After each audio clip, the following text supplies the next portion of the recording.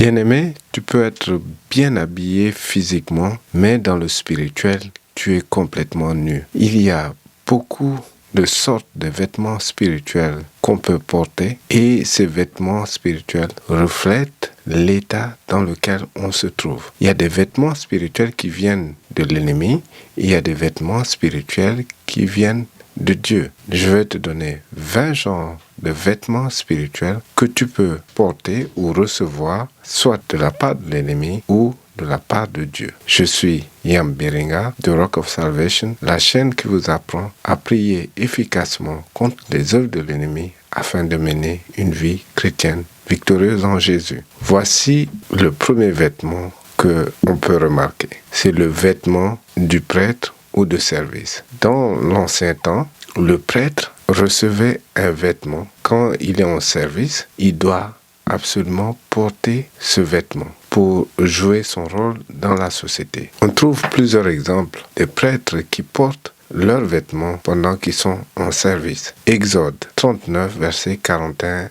à 42. Les vêtements d'office pour le sanctuaire, les vêtements sacrés pour le sacrificateur Aaron et les vêtements de ses fils pour les fonctions du sacerdoce. Les enfants d'Israël firent tous ces ouvrages en se conformant à tous les ordres que l'Éternel avait donnés à Moïse. Il y a également un exemple dans Ézéchiel 44, verset 19. Lorsqu'ils sortiront pour aller dans le parvis extérieur, vers le peuple, ils ôteront les vêtements avec lesquels ils font le service et les déposeront dans les chambres du sanctuaire. Ils en mettront d'autres afin de ne pas sanctifier le peuple par leurs vêtements. Donc ça, ce sont des vêtements de service. Et le prêtre qui opère porte ses vêtements pour assurer ses fonctions. Dans le spirituel également, il doit paraître comme un prêtre qui opère dans ce domaine. Le deuxième vêtement, c'est la tenue du souverain sacrificateur. Le Seigneur Jésus est le souverain sacrificateur. Il est le sacrificateur suprême. Il avait une tenue qui allait avec son appel. Et quand il était dans la foule reconnaissait sa seigneurie. Marc 10, verset 17. Comme il partait, un homme accourut, se jeta à ses genoux devant lui et lui demanda: Bon maître, que dois-je faire pour obtenir la vie éternelle? Jean 13, verset 13. Vous m'appelez maître et Seigneur, et vous dites bien, car je le suis. C'est le Seigneur Jésus qui confirme qu'il est bel et bien le Seigneur. Et il avait spirituellement ce manteau de sacrificateur ou de souverain sacrificateur. Le troisième vêtement, c'est le manteau royal. Avant que Jésus ne naisse, il y avait une étoile qui brillait et qui annonçait déjà la venue d'un roi très important dans la région. Et les mages ont suivi cette étoile pour venir adorer le bébé qui venait de naître. Et à la crucifixion de Jésus, les soldats se sont moqués de lui et ils ont confirmé exactement ce que le Seigneur représentait dans le spirituel. Ils se sont moqués de lui en disant qu'il est un roi. Et effectivement, le Seigneur Jésus est un roi. Marc 15, verset 20 et verset 26. Quand ils eurent fini de se moquer de lui, ils lui arrachèrent le manteau de couleur pourpre, lui remirent ses vêtements et l'amenèrent hors de la ville pour le crucifier. L'écriteau sur lequel était inscrit le motif de sa condamnation portait ces mots: le roi des Juifs. Donc le Seigneur, spirituellement, avait un manteau royal et les soldats n'ont fait que confirmer ce que la parole de Dieu avait déjà même annoncé par les prophètes dans l'ancien temps. David avait également reçu un manteau royal quand il était consacré roi par le prophète Samuel. En plus, son ami Jonathan va faire le transfert de droit de succession de son père à son ami David. en lui transférant le manteau. 1 Samuel 18, versets 3 à 4. Jonathan conclut un pacte d'amitié avec David parce qu'il l'aimait comme lui-même. Il enleva son manteau, le donna à David. Il lui offrit aussi son équipement et jusqu'à son épée, son arc et son ceinturon. Le 4e vêtement, c'est le vêtement d'aîné de la famille. Spirituellement, ce n'est pas toujours les aînés qui portent ce vêtement. Il peut arriver que celui qui occupe un rang dans la famille, qui vient après les aînés, qui occupe ce rôle. Donc, c'est lui qui va porter spirituellement ce vêtement. Et on voit cela dans le cas de Jacob et Ésaü. Jacob est venu après Ésaü, mais spirituellement, c'est Jacob qui a hérité ce vêtement d'aîné dans la famille. Genèse 27, versets 27 à 29. Jacob s'approcha et l'embrassa. Isaac sentit l'odeur de ses habits, puis il le bénit en ces termes. Oui, l'odeur de mon fils est comme la senteur du champ béni par l'Éternel. Que Dieu t'accorde donc la rosée qui descend du ciel, qu'il rende tes terres fertiles, qu'il te donne avec abondance du froment et du vin. Que les nations te soient assujetties, que devant toi des peuples se prosternent. Sois le chef de tes frères, que les fils de ta mère s'inclinent devant toi. Maudit soit qui te maudira, béni soit qui te bénira. Les aînés de la famille sont en général très combattus. C'est pour cette raison que ce n'est pas toujours eux qui portent le manteau ou le vêtement d'aîné. Et l'ennemi ne veut pas non plus qu'ils assurent la pérennité de la famille. On voit également un autre exemple qui est venu dans la lignée de Jacob, c'est Manassé et Éphraïm. Genèse 48,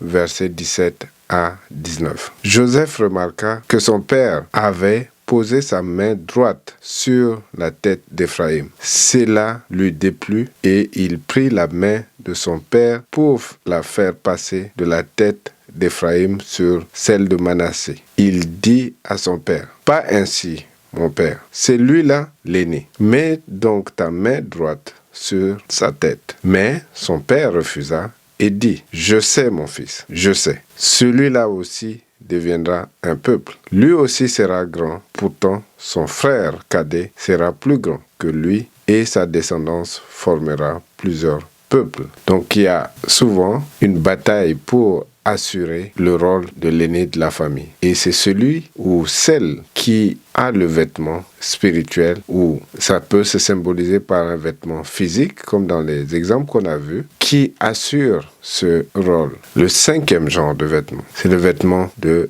louange. Alors, quand tu reçois le vêtement de louange, tu es inspiré et tu loues Dieu à la longueur de la journée. Tu as des paroles de louange ou des chants de louange qui viennent constamment à ton esprit. Et ce vêtement de louange te fait passer du temps dans la présence de Dieu. Ésaïe 61, verset 3. Pour accorder aux affligés de Sion, pour leur donner un diadème au lieu de la cendre, une huile de joie au lieu du deuil, un vêtement de louange au lieu d'un esprit abattu, afin qu'on les appelle des térébintes de la justice, une plantation de l'Éternel pour servir à sa gloire. 6e vêtement, c'est le vêtement du ministère. Ceux qui sont réellement appelés dans le ministère, ils reçoivent ce vêtement. Certaines personnes ne sont pas forcément appelées, mais ils veulent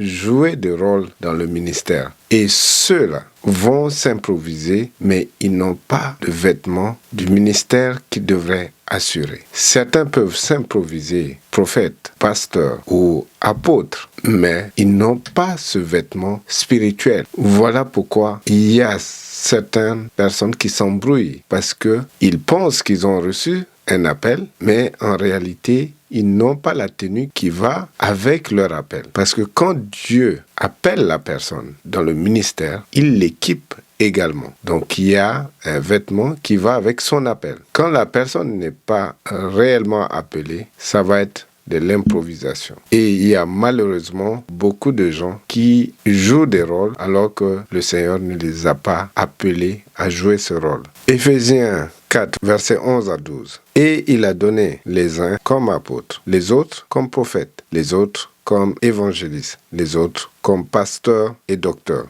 pour le perfectionnement des saints en vue de l'œuvre du ministère et de l'édification du corps de Christ. Donc c'est Dieu qui choisit, c'est Dieu qui oriente, c'est Dieu qui désigne qui doit assurer tel ou tel rôle. Il peut aussi arriver que certains portent plusieurs vêtements. Donc il n'est pas à exclure qu'un pasteur, celui qui reçoit le vêtement de pasteur, peut également assurer le rôle d'un prophète, ou celui qui reçoit le vêtement d'apôtre peut également recevoir le vêtement de docteur. Et c'est Dieu qui attribue ces rôles à ses enfants. Donc certains peuvent jouer plusieurs rôles à la fois. C'est pas à exclure. Et il y a aussi certains hommes de Dieu qui vont aller graduellement. Donc, ils peuvent recevoir un appel. Dieu peut permettre à ce qu'ils assurent un autre rôle. Donc, il peut être pasteur, mais il va assurer également un rôle de prophète et il peut aussi assurer un rôle d'apôtre. Donc ça, ce sont des vêtements spirituels que Dieu attribue à ses hommes et femmes. Le 7e vêtement, c'est le vêtement de dons spirituels. Il y a des dons spirituels que Dieu donne à ses enfants. Et ces dons spirituels, on trouve dans 1 Corinthiens 12, versets 8 à 10. En effet, à l'un est donné par l'Esprit une parole de sagesse, à un autre une parole de connaissance, selon le même Esprit, à un autre la foi par le même esprit, à un autre des dons de guérison par le même esprit, à un autre la possibilité de faire des miracles, à un autre la prophétie, à un autre le discernement des esprits, à un autre diverses langues, à un autre l'interprétation des langues. Là, on voit également dans les dons, c'est Dieu qui attribue ses dons et l'homme va exécuter. Il arrive que le vêtement des dons spirituels se manifeste même en plein service ou à des moments où la personne qui opère dans ces dons, quelquefois ne s'y attend pas. Et on entend souvent les hommes et les femmes de Dieu qui disent il y a l'onction de prophétie, il y a l'onction de parole de connaissance, ainsi de suite, parce que ils peuvent ressentir même physiquement le vêtement de parole de connaissance ou le vêtement de don de discernement ou de prophétie au moment où ils vont opérer dans ces dons. Il y a des fois où l'onction se manifeste très fortement. Donc ça, ce sont des exemples de vêtements de dons spirituels. Et le 8e genre de vêtements, ce sont des vêtements remplis d'onction de guérison. On a vu des exemples dans la parole de Dieu où le Seigneur Jésus se faisait toucher par tout le monde. La foule souvent s'est rue pour toucher les habits de Jésus parce qu'il y a l'onction de guérison qui se transfère à travers ces vêtements. Il y a des gens qui portent ces vêtements ou qui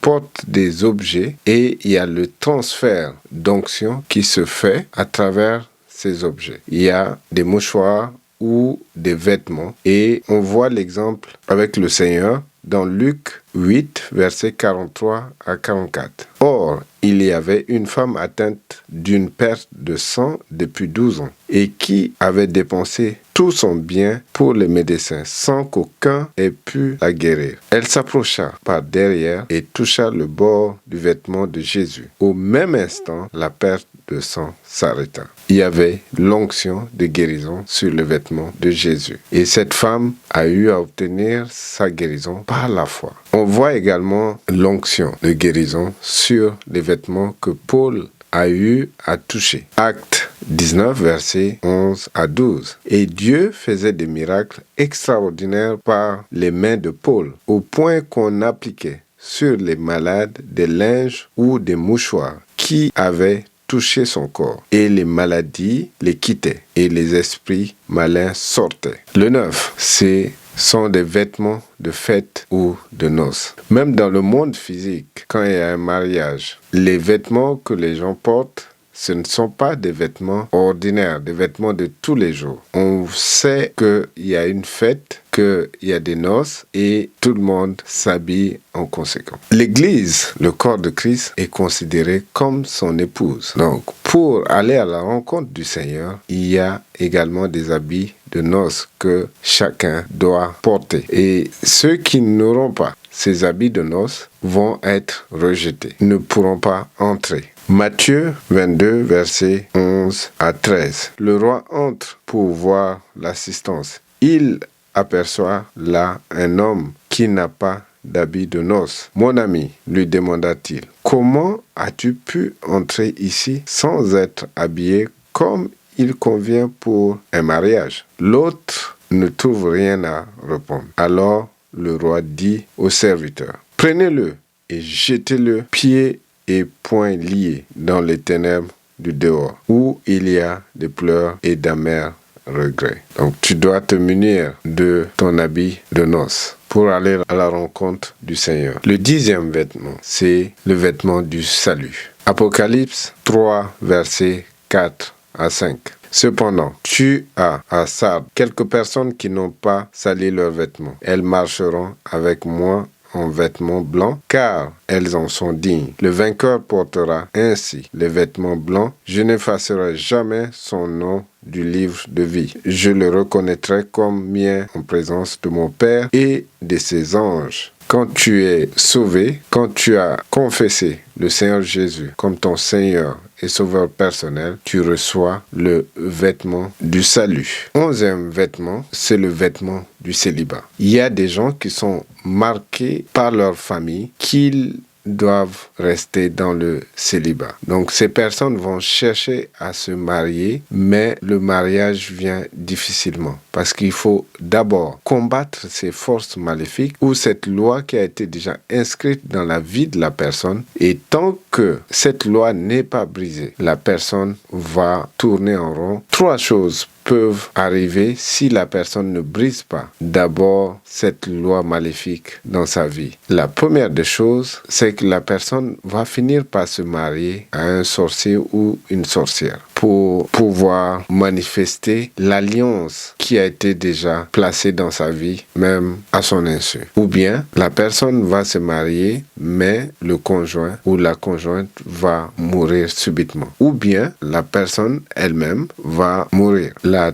3e possibilité, c'est que le divorce peut intervenir sans raison apparente et ça sera la fin de ce mariage. Donc, il faudrait prendre son temps, briser d'abord cette loi maléfique qui existe dans la famille et qui a marqué cette personne à vivre dans le célibat afin de rentrer dans le mariage sans causer des dégâts. Le 12e vêtement, c'est le vêtement de malheur ou de malédiction. Ce vêtement de malheur ou de malédiction, quand une personne reçoit ce genre de vêtement, c'est une succession de malheurs qui vont s'abattre sur elle. Et c'est un cycle. Donc, il faudrait que ce cycle soit d'abord brisé pour que la personne puisse s'en sortir. Mais tant que ce cycle n'est pas brisé, ça va être malheur après malheur. Il y a aussi, dans la parole de Dieu, on voit l'exemple de Caïn. Il a été marqué par le Seigneur parce qu'il a exécuté, il a tué son frère. Il y avait déjà un sceau de malheur sur lui. Donc, partout où il allait, il était déjà rejeté et marqué comme quelqu'un qui doit souffrir. Donc, ce manteau ou ce vêtement de malheur, quand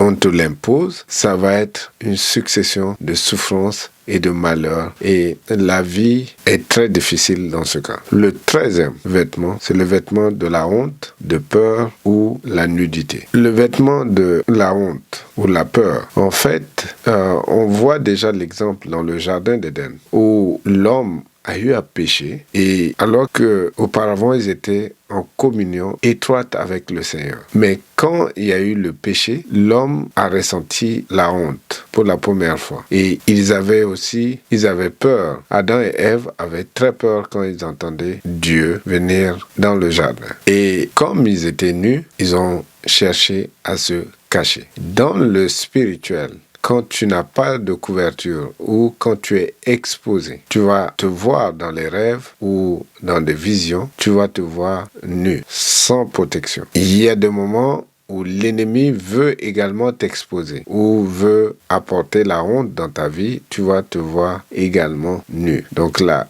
honte ou la nudité, c'est également un vêtement spirituel, même si dans le cas de la nudité, on ne voit pas d'habit. Ça a une signification spirituelle. Genèse 3, versets 9 à 10. Mais l'Éternel Dieu appela l'homme et lui dit, « Où es-tu » Il répondit, « J'ai entendu ta voix dans le jardin et j'ai eu peur parce que je suis nu et je me suis caché. » Donc, si tu es un chrétien juste de nom ou un chrétien avec un pied dedans, un pied dehors, sache que dans le spirituel, tu parais nu. Et que ce soit les sorciers ou les occultistes en général vont te voir sans habit parce que tu n'as pas de couverture spirituelle en tant que telle. Si toi-même tu te vois nu dans les rêves, cherche la couverture du Seigneur. Repens-toi et cherche à ce que Dieu soit ta couverture. Le 14e vêtement, c'est le vêtement de prostitution. Et ce vêtement, les sorciers peuvent facilement faire porter aux membres de leur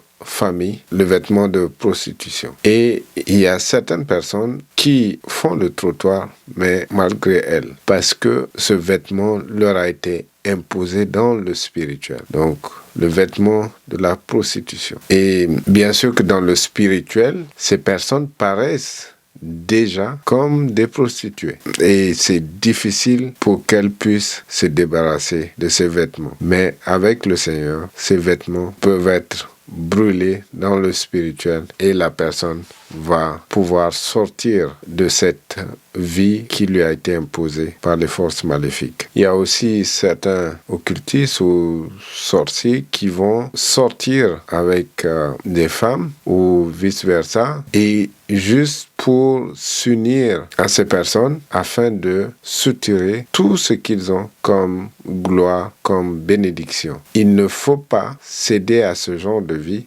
parce que les conséquences sont énormes. 1 Corinthiens 6, versets 16 à 18. Ou bien, ignorez-vous qu'un homme qui s'unit à une prostituée devient un seul corps avec elle, car il est écrit, les deux feront plus qu'un. Mais celui qui s'unit au Seigneur devient lui un seul esprit avec lui. C'est pourquoi fuyez l'inconduite sexuelle. Tous les autres péchés qu'un homme peut commettre n'impliquent pas son corps, mais celui qui se livre à l'inconduite pêche contre son propre corps. Le 15e vêtement, c'est le vêtement du rejet. Les sorciers peuvent également imposer le rejet. Et quand ce vêtement est sur soi, on est rejeté partout. Que ce soit au niveau du travail, même les inconnus vous rejettent sans raison parce qu'il y a ce vêtement qui envoie déjà un signal dans le spirituel que cette personne n'est pas une personne digne de confiance. Et les sorciers, pour imposer le vêtement de rejet, ils vont dans le spirituel badigeonner, ils vont passer leurs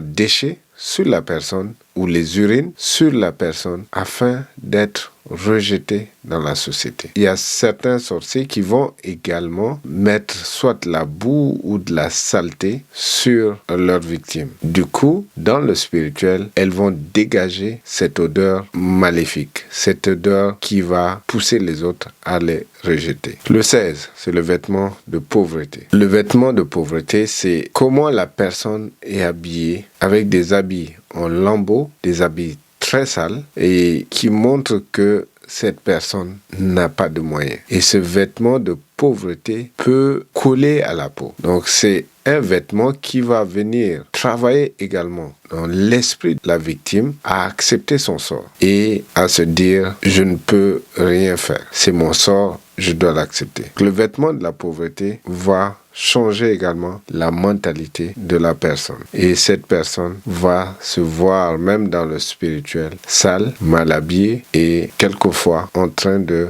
mendier au bord de la route. Il faut rejeter ce vêtement au nom de Jésus. Et le 17, c'est le vêtement de la sorcellerie. Le vêtement de la sorcellerie, on voit certaines personnes qui sont habillées tout en noir dans le spirituel. Et il y en a aussi qui sont dans l'obscurité. Ça, ce sont des signes qui montrent que cette personne pratique la sorcellerie. Les vêtements de la sorcellerie sont pas forcément noirs. Il y a des vêtements qui peuvent être d'autres couleurs, comme rouge, comme une couleur blanche, mais c'est pas le blanc éclatant. Ces vêtements montrent le degré de la sorcellerie ou dans quel domaine ces personnes-là opèrent également dans la sorcellerie. Il peut arriver aussi que une personne n'est pas une sorcière, mais les autres sorciers qui sont conscients vont imposer ce vêtement de la sorcellerie à cette personne. Comme ça, la personne va être accusée de sorcière, alors qu'en réalité, c'est une personne innocente. Ils utilisent l'image de cette personne pour opérer dans la sorcellerie et elle va être accusée à tort. Le 18, c'est le vêtement de deuil. Alors, dans certains pays, on voit même jusqu'à nos jours des vêtements de deuil. Par exemple, les veuves vont porter des vêtements d'une certaine couleur, noir ou sombre, pour marquer leur période de deuil. Et dans certains pays, les femmes vont même se raser la tête pour prouver qu'elles ont perdu leur mari. Dans la parole de Dieu, on voit également des exemples de vêtements de deuil.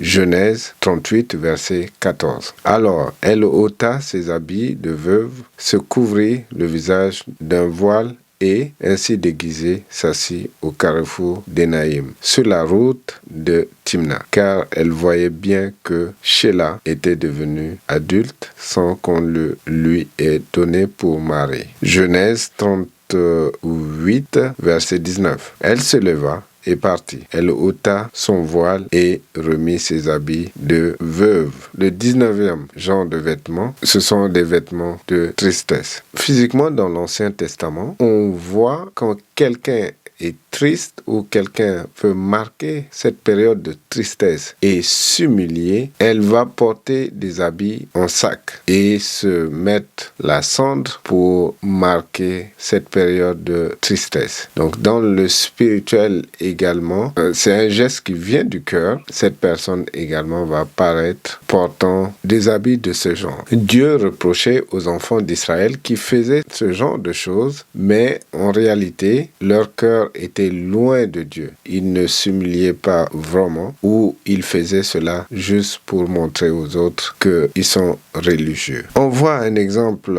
de vêtements de tristesse. Psaume 35, versets 13 à 14.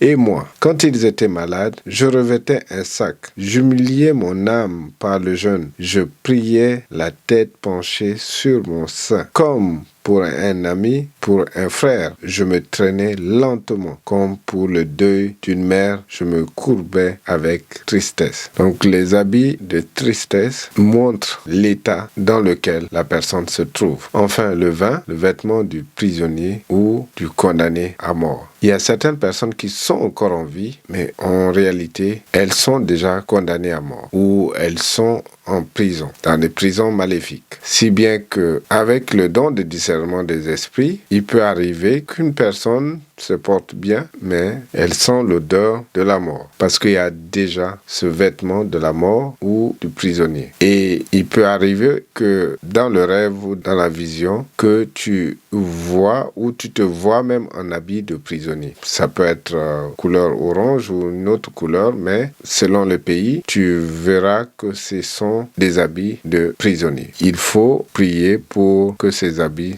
brûlent. Joseph, avant de se rendre au palais pour interpréter les rêves de Pharaon, il a enlevé ses habits de prisonnier. 2 Rois 25, 28 à 29. Il le traita avec bonté et lui accordant une situation supérieure à celle des autres rois exilés avec lui à Babylone. Il fit quitter ses vêtements de prisonnier et l'admit à prendre jusqu'à la fin de sa vie ses repas à table. Jérémie 52, verset 33. Il lui fit quitter ses vêtements de prisonnier et l'admit à prendre ses repas à table jusqu'à la fin de sa vie. Donc, les vêtements de prisonnier sont des vêtements qu'il ne faut pas accepter et il faut absolument que ces vêtements brûlent. Donc tu dois prier pour complètement brûler ces vêtements au nom de Jésus. Maintenant, prions.